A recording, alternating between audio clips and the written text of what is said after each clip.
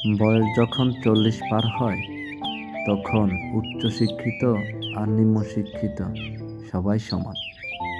বয়স যখন 50 পার হয় তখন কালো ফর্সা সবই সমান। কার চেহারা সুন্দর, দেখতে কে স্মার্ট, এটা নিয়ে আর কেউ ভাবে না।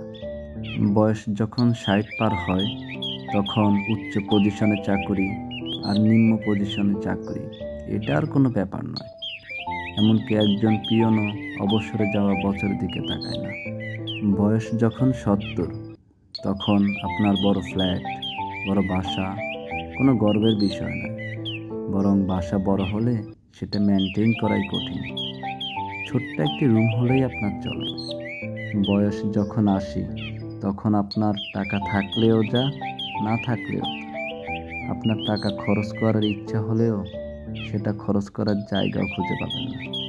বয়স যখন 90 আপনার ঘুমানো আর জেগে থাকা একই। আপনি জেগে ওঠার পর কি করবেন আপনি নিজেও জানেন না।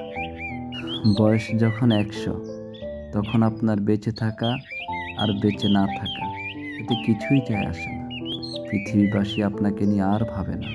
জীবনের মানেটা এতটুকুই, এর বেশি কিছুই না। এত চাপ নিয়ে, লোভ করে, মানুষের ক্ষতি করে লাভ কি?